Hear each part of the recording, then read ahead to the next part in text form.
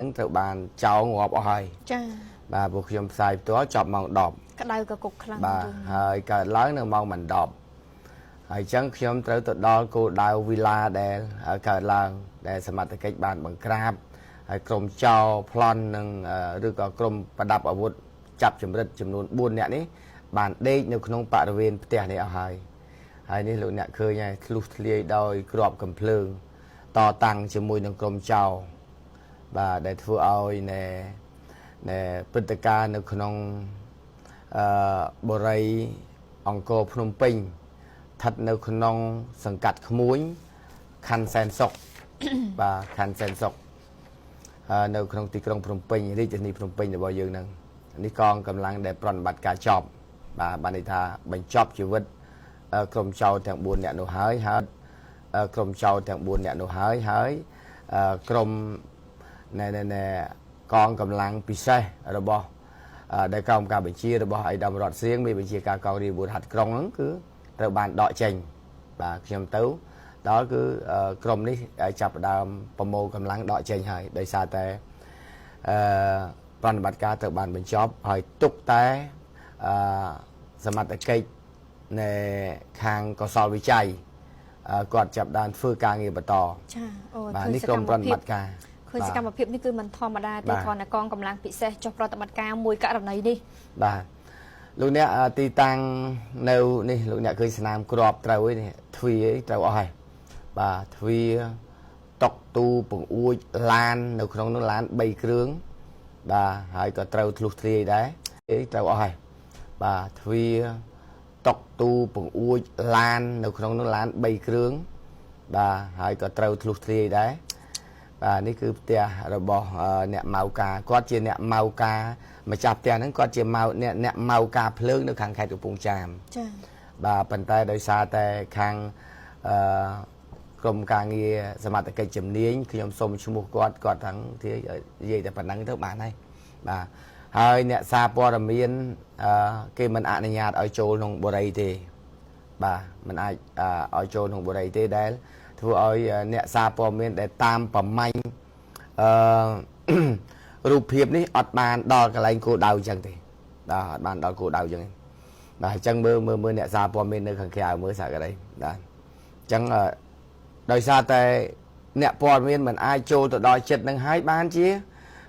ព័ត៌មានដែលផ្សាយចេញនៅក្នុងបណ្ដាញសង្គមខ្លះព្រោះអ្នកសារព័ត៌មានគេមិនអនុញ្ញាតឲ្យចូលក្នុងបូរីទេបាទមិនអាចឲ្យចូលក្នុងបូរីទេដែលធ្វើឲ្យអ្នកសារព័ត៌មានដែលតាមប្រម៉ាញ់រូបភាពនេះអត់បានដល់កន្លែងគោលដៅអញ្ចឹងទេបាទអត់បានដល់គោលដៅអញ្ចឹងបាទអញ្ចឹងមើលអ្នកសារព័ត៌មាននៅខាងក្រៅមើលសាកអីបាទអញ្ចឹងដោយសារតែអ្នកព័ត៌មានមិនអាចចូលទៅដល់ចិត្តនឹងហើយបានជាព័ត៌មានដែលផ្សាយចេញនៅក្នុងបណ្ដាញសង្គមខ្លះភ្លូអត់ច្បាស់លាស់ខ្លះបន្ទោសអ្នកសារព័ត៌មានផ្សាយថាចុះវាមិនផ្សាយនៅតែខាងមុខវាអត់ដឹងច្បាស់លាស់អាខ្លះតែចិនទាំងអស់ងាប់អាខ្លះចិនខ្លះខ្មែរខ្លះចាអាខ្លះប្លន់ចេះប្លន់ចុះណែអត់ច្បាស់លាស់ហើយខ្លះទៀតថាវាមិនបានជាសមត្ថកិច្ចបង្ក្រាបបានទាន់ពេលវេលាដោយសារហេតុផលអីគេណាបង្ក្រាបនឹងយ៉ាងម៉េចមើលអត់យល់ខ្ញុំចង់ដឹងបន្តិចឥឡូវខ្ញុំនឹងជម្រាបតាមសារបានឲ្យប្រិមិត្តបានជ្រាបអំពីព្រឹត្តិការណ៍នឹងបន្តិចបាទនិយាយមែនទែនទៅបើសិនជាយើងនិយាយឲ្យចំគឺថាផែនការប្លន់នឹងជំរិតរបស់អក្រិតជននេះត្រូវបានបែកធ្លាយបាទត្រូវបានបែកធ្លាយមុនដែលធ្វើឲ្យសមត្ថកិច្ចបានត្រៀមចាំមុនដើម្បីកំទេចចាបាទនិយាយមែនតើទៅគឺចឹងបានត្រៀមចាំមុនដើម្បីកំទេចនេះហើយបានជាសមត្ថកិច្ចបង្ក្រាបមានប្រសិទ្ធភាពដែលធ្វើឲ្យម្ចាស់ផ្ទះនិងសាច់ញាតិរបស់ខ្លួនទាំងអស់ហ្នឹងមិនមានគ្រោះថ្នាក់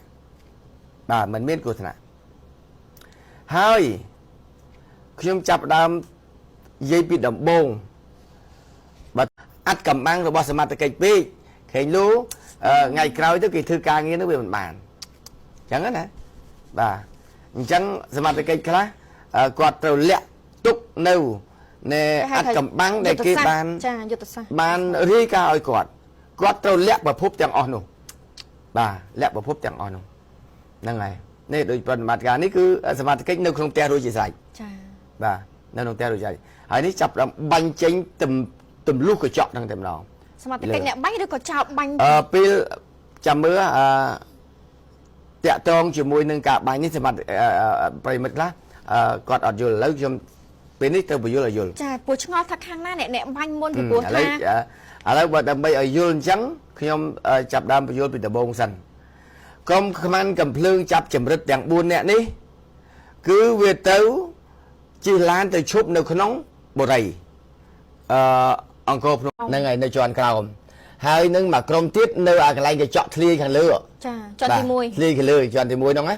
បាទអញ្ចឹងពេលដែលឃើញក្រុមខ្មាន់កំភ្លើងនឹងចូលមកហើយចាក់សោហើយបើកកំភ្លើងអានេះបាត់គេមកក្រុមនៅខាងលើហ្នឹងនៅខាងលើហ្នឹងគឺមើលតាមកញ្ចក់ហ្នឹងរួចហើយបាញ់ទម្លាយកញ្ចក់សុខចិត្តឲ្យខូចអាកញ្ចក់ហ្នឹងចុះ អូអញ្ចឹងបានន័យថាកញ្ចក់នេះគឺសមត្ថកិច្ចអ្នកបាញ់មិនមែនចោលបាញ់ចូលផ្ទះទេ បាញ់មកទៅមកយល់ទេ យល់ហើយ បាញ់ទៅមក ចាចា បាទពេលហ្នឹងអញ្ចឹងពេលគាត់ចាប់ដើមខ្មាន់កំភ្លើងតែ4នាក់ចូលមកហើយខាងមុនដំបងក្រុមកងរាជវុធហត្ថដែលនៅខាងក្នុងនោះរុញអាទ្វារខាងក្រោមរុញអាទ្វារខាងក្រោមនោះវាជុំមួយវាឲ្យតាន់កុំឲ្យវាបាញ់តាន់ពេលចាប់ដល់ជុំឲ្យទម្លាក់អាវុធប៉ុន្តែអ្នកកាន់អាការនោះគាត់ដាក់មុនមកដាក់ទាំងបានចាប់ដល់ខាងនេះបាញ់ស្រោចទៅតែម្ដងបាទហើយពោះក្នុងចំណោម4នាក់ហ្នឹងមានកំភ្លើងតែ3ដើមទេ ចា បាទអាការមួយដើមមានបង2បងហើយប៉ុន្តែអ្នកកាន់អាការនោះគាត់ដាក់មុនមក ដាក់មក ដាក់ទាំងបានចាប់ដល់ខាងនេះបាញ់ស្រោចទៅតែម្ដងបាទហើយពោះក្នុងចំណោម4នាក់ហ្នឹងមានកំភ្លើងតែ3ដើមទេ ចា បាទអាការមួយដើមមានបង2បងហើយនឹងអាខ្លី2ដើម ចា បាទខ្លី2ដើមអញ្ចឹង អូយពូ ពេលដែលចាប់ដើមសមត្ថកិច្ចគាត់ឲ្យលើកដៃឲ្យទម្លាក់អាវុធគឺក្រុមនោះដាក់មកប្រាវតែម្ដងបាទដាក់ប្រាវបាទប៉ុន្តែនៅក្នុងប្រតិបត្តិការហ្នឹងគឺណែ អាជ្ញាធរបានទៅខ្សឹបប្រាប់ប្រជាពលរដ្ឋនៅចិត្តនោះទាំងអស់ឲ្យដឹងម្ចាស់បរិយឲ្យដឹង មុនពេលធ្វើសកម្មភាព ហ្នឹងហើយមុនពេលធ្វើសកម្មភាពឲ្យកុំឲ្យគេដើរឆ្វេងឆ្វាយនៅតំបន់ហ្នឹង ខ្លះត្រូវ ហ្នឹងហើយកុំឲ្យឆ្វេងឆ្វាយព្រោះពេលហ្នឹងគឺប្រតិបត្តិការកំតិចហើយព្រោះដឹងថាវាមកមានកំភ្លើងវែងបាទមកមានកំភ្លើងវែង នេះកន្លែងនេះលោកអ្នកឃើញហើយដែលខ្ទេចខ្ទីអស់ អាវុធទៀត បាទណែដើមចំចេញចេះឥឡូវដោយសារតែផែនការលំអិតរបស់ណែក្រមប្រដាប់អាវុធចម្រិតនេះត្រូវបានបែកធ្លាយពីព្រោះមានមនុស្សល្អនៅក្នុងចង្កោមក្រមខ្មាន់កំភ្លើងទាំងអស់ហ្នឹងល្អជាមួយម្ចាស់ផ្ទះដែលជាអ្នករាយការណ៍ អូយលោកអី បាទដែលជាអ្នករាយការណ៍ហើយក្នុងចំណោមខ្មាន់កំភ្លើងទាំង4នាក់ដែលត្រូវបានកំទេចហ្នឹងនៅនឹងកន្លែងក្នុងផ្ទះហ្នឹងគឺមានម្នាក់ជាអតីតតកងឡានរបស់ម្ចាស់ផ្ទះហើយតកងឡានរូបនេះគឺត្រូវបានឈប់ក្នុងរយៈពេល 3-4 ខែខាងមុខហ្នឹងបាទ 3-4 ខែមុនទេបាទ 3-4 ខែមុនហ្នឹងបាទខាងមុនហ្នឹងបាទអញ្ចឹងមកសុំចូលធ្វើការវិញខាងម្ចាស់ផ្ទះមិនឲ្យចូលធ្វើហើយធ្វើឲ្យបុគ្គលនឹងខឹងហើយបុគ្គលដែលជាអ្នកតកងឡានហ្នឹងដឹងថាម្ចាស់ផ្ទះហ្នឹងបុគ្គលដែលជាអ្នកតកងឡានហ្នឹងដឹងថាម្ចាស់ផ្ទះហ្នឹងគាត់មានលុយអីមិនធ្លាប់ទៅយកលុយឯឡៃណាប្រមូលលុយភ្លើងពីខេត្តមកថ្ងៃណាដឹងទាំងអស់បាទអញ្ចឹងនេះដូចជាបុគ្គលហ្នឹងគឺជាអ្នកដើមគំនិតដែលជាដើមគំនិតហើយជាតកងឡានអតីតតកងឡានហើយគាត់តាំងខ្លួនជាអង្គរៈបាទប៉ុន្តែឥឡូវនាយកដ្ឋានអង្គរៈបានបដិសេធហើយគឺមិនមានឈ្មោះក្នុងបញ្ជីទេប៉ុន្តែឥឡូវខ្ញុំចង់ឲ្យប្រិមិត្តដោយសារតែនៅក្នុងរបាយការណ៍ប្រិមិត្តប្រហែលជាអាចស្ដាប់នៅក្នុងបណ្ដាញព័ត៌មានមួយចំនួនហ្នឹងគឺគាត់បាននេះហើយពីព្រោះការកងរាជវុធហត្ថគាត់បញ្ចេញនៅឯកសារនេះជាសាធារណៈឲ្យដឹងទាំងអស់គ្នាប៉ុន្តែនៅចំណុចខ្លះគាត់មិនអាចឲ្យដឹងទេដោយសារជាអត្តកម្បាំងនៃការស៊ើបអង្កេតបន្ថែមបាទបន្ថែមព្រោះប្រិមិត្តឥឡូវពងសួរថាក្នុងចំណោមអ្នកទាំង4អ្នកនេះមិនសមត្ថកិច្ចកញឹបតាំងរស់អ្នកនេះមិនសមត្ថកិច្ចកញឹបតាំងរស់ដើម្បីសួរចម្លើយព្រោះវាអត់ចុះញោមវាតតាំង ចា បាទហើយសួរទៀតថាតើទាំង4អ្នកនេះ មិនក៏អត់មានបច្ចៈពីសមាសភាពនៅឯណាអីណីទាំង4នាក់ហ្នឹងឥឡូវខ្ញុំសូមមុនឲ្យធីវីជម្រាបជូននៅពីផែនការលំអិតដែលសមត្ថកិច្ចបានទទួលមុនអ្នកទាំង4នាក់នេះតាមពិតទៅវាមានអត្តសញ្ញាណប័ណ្ណតែ2នាក់ចា2នាក់មានមួយឈ្មោះនេះមិញហ្នឹងអីនរិទ្ធមិញហ្នឹងនរិទ្ធសវណ្ណរិទ្ធសវណ្ណរិទ្ធហ្នឹងគឺមានអត្តសញ្ញាណដែលខ្លែងធ្វើជាអង្គរៈទៀតនោះហើយនឹងម្នាក់ទៀតគាត់គេថានៅមានអត្តសញ្ញាណប័ណ្ណផ្ទះនៅម្ដុំកំពង់សំណាញ់ក្រុងតាខ្មៅបាទក្រុងតាខ្មៅកំពង់សំណាញ់ក្រុងតាខ្មៅហើយនឹង2នាក់ផ្សេងទៀតគេគ្រាន់តែដឹងថាគឺកំពូលអ្នកប្លន់ល្បិចខ្ពស់នឹង2នាក់ផ្សេងទៀតគេគ្រាន់តែដឹងថាគឺកំពូលអ្នកប្លន់ល្បិចខ្ពស់ហើយនឹងសាហាវនៅកំពង់សោមហើយធ្លាប់មកភ្នំពេញថាដែរប្រវត្តិរបស់វាបាទប្រវត្តិ2នាក់ទៀតនោះក្មេងដែរទេតែបាញ់សាហាវចឹងគេហៅមុខរបរប្លន់ហ្មងបាទគឺប្លន់ចម្រិតបាទអញ្ចឹងយើងដើម្បីឲ្យដឹងថាតើហេតុអីបានជាសមត្ថកិច្ចបង្ក្រាបបានមុនច្បាស់ម៉េះលុយ1លាននេះគឺឆាប់ដឹងម៉េះបាទបើប្លន់អត់ទាន់បានផងហើយជនល្មើសហ្នឹងស្លាប់ទាំង4ទៀតហើយងាប់ទាំង4ទៀតហើយមិនបានដឹងចាហ្នឹងហើយបាទដោយសារតែមានមនុស្សដែលល្អជាមួយម្ចាស់ផ្ទះហើយស្គាល់ជាមួយអក្រិតជនបាទដឹងពីផែនការរៀបប្រាប់យ៉ាងម៉េចយ៉ាងម៉ាថានឹងត្រូវសម្លាប់ម្ចាស់ផ្ទះអីយ៉ាងម៉េចយ៉ាងម៉ាដោយសារតែមនុស្សដែលល្អជាមួយម្ចាស់ផ្ទះដែលគាត់អាសូរត្រង់ថាពេលចម្រិតបាន$1លានហើយអញ្ចឹងគ្រួសារក្នុងចំណោមគ្រួសារនឹងមានកូន6នាក់ហើយ6នាក់ហើយអ្នកដែលមនុស្សល្អនៅចិត្តនោះហើយដែលគាត់អាណិតថាបើប្លន់ហើយហេតុអីបានទៅសម្លាប់តាំងពីក្មេងតូចទៀតគាត់អាសូរដល់គាត់អាសូរអញ្ចឹងគាត់ថាគាត់មិនអាចចូលរួមបានទេប៉ុន្តែគាត់មិនមែនបដិសេធនៅចំពោះមុខទេគាត់នៅតែនិយាយថានឹងចូលរួមជាមួយអត់អីទេប៉ុន្តែពីខាងក្រោយបាទនិយាយឲ្យងាយយល់កាត់លោករដ្ឋាភិបាលនិយាយងាយយល់គាត់ម្នាក់ហ្នឹងក៏គេចាត់ចូលជាសមាជិកក្រុមគេដែរហើយចូលក្នុងហ្នឹងចូលក្នុងហ្នឹងអញ្ចឹងហើយបានជាគាត់ដឹងច្បាស់ប៉ុន្តែគាត់ចូលមែនតែកតុយខាងក្រោយបង្ហាញឲ្យបានន័យថាមុខពីខាងក្រៅលបងស្គាល់តាមពិតឧត្តមគតិរបស់គាត់អត់ទៅអានោះទេចាបាទអត់ទៅនោះទេប៉ុន្តែដោយសារតែគាត់ឃើញថាផែនការនេះគឺកំតិចទាំងគ្រួសារហើយយកទាំងឡានគ្រួសារបើកចេញទៅយកខ្មោចទៅចោលដោយណាពេលចម្រិតលុយបានណា